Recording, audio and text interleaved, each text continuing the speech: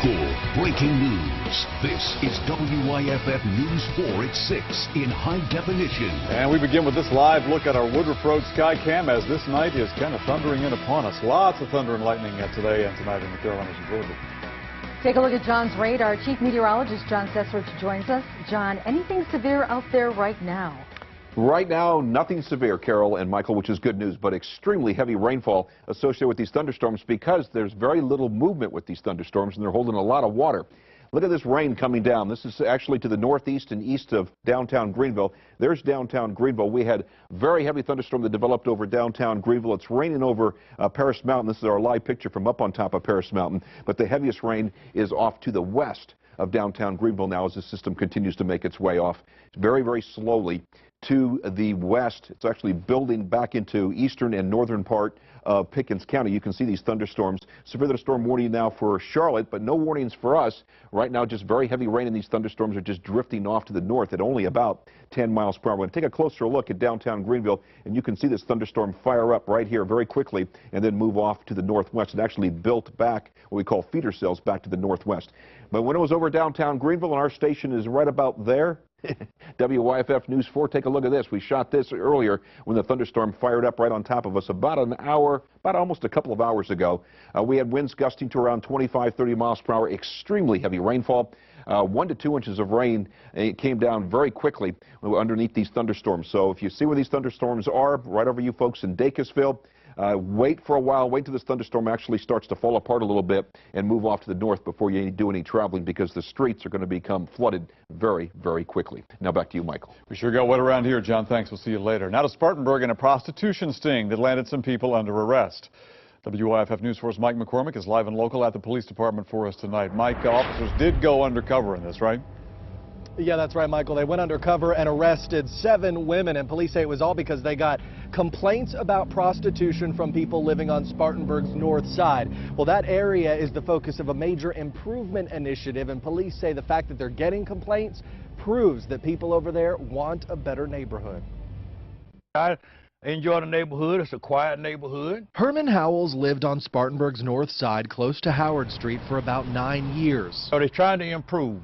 I do know that, but there's a lot of other stuff that goes on in the neighborhood that they're trying to clear up and clean up. Here's proof of what he's talking about. 7 women busted for prostitution first offense, a misdemeanor. I've seen that in the neighborhood, people, street walkers and everything, and people stopping in the middle of the road, picking them up. Officers in plain clothes and unmarked vehicles made the arrest during a sting Wednesday night along Howard, Franklin, Ridge, and Magnolia Streets and Rookert Court. Tonight, all 7 suspects are out of jail. They're innocent until proven guilty. Herman Howell says he can tell the prostitution problem is getting better, but he believes there's even more room for improvement. I'm hoping that it'll get much better, and more people come in the neighborhood and kids can get out here and play. We don't have to worry about looking over their shoulder. And this afternoon, we did find 2 of those suspects roaming those same streets. And when I asked one of them if she wanted to share her side of the story, she asked me what she would get in return. And when I said nothing, she walked away. Mike McCormick, WYFF News 4, live tonight in Spartanburg. Mike, thank you. Police responding to shots fired took a woman into custody this morning. Here's a look at the scene. This is on Summit Bluff Drive in Travelers Rest. Officers say they were called out for a woman who had a gun. Police were able to arrest her. They say she was taken to Greenville Memorial for a medical evaluation. SLED was called in to investigate the case. Well, the city of Simpsonville has a new interim mayor tonight. Governor Nikki Haley suspended the mayor, Perry Eichhorn, yesterday. He's been indicted on 3 charges, including intimidation of a court official. Authorities say he threatened a city judge. While Eichhorn is suspended, City Councilwoman Geneva Lawrence will serve as the mayor. This weekend, North Carolina will honor the memory of fallen firefighter Captain Jeff Bowen. Bowen died while fighting a 4-alarm fire at the Biltmore Medical Center in July of 2011. The Smoky Park Ridge in Asheville was renamed in his memory, and this Saturday there will be a ceremony in front of the courthouse on College Street. It starts at 10. The memorial is dedicated to those who lost their lives.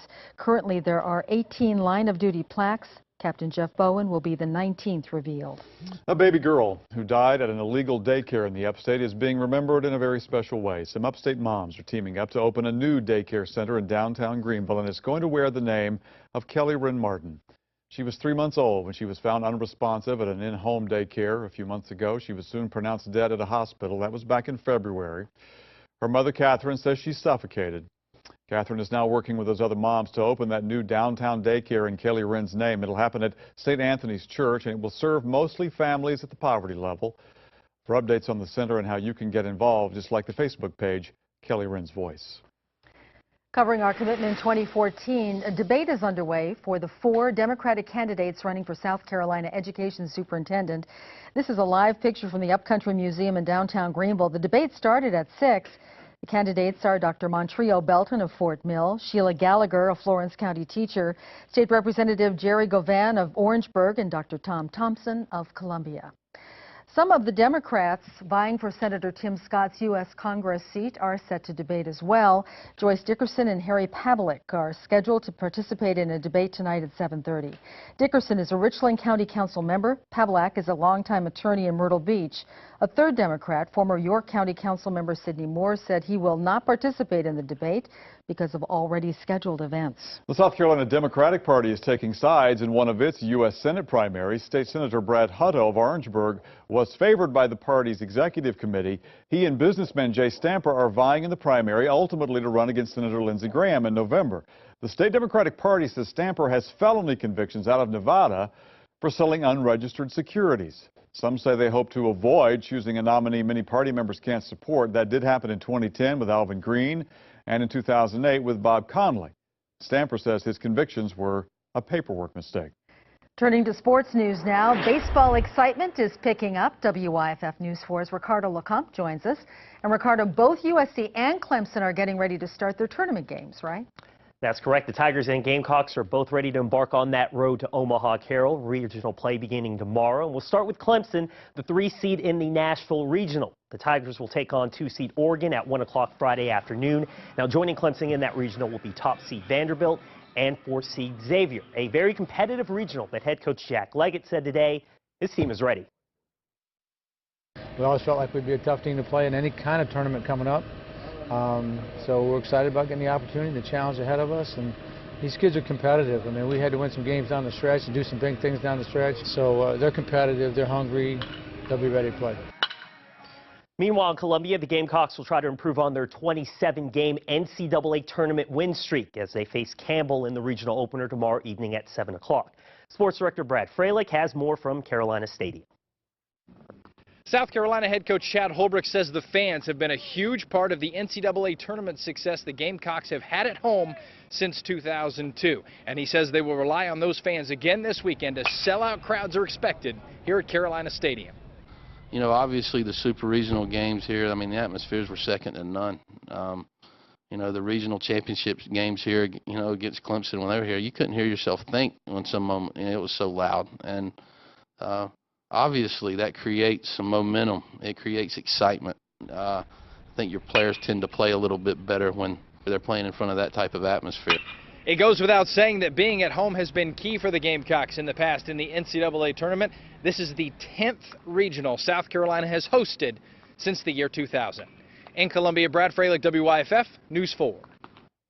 Thank you very much, Brad. Coming up in sports, we'll break down the starters on the bump for both Clemson and South Carolina in tomorrow's regional openers.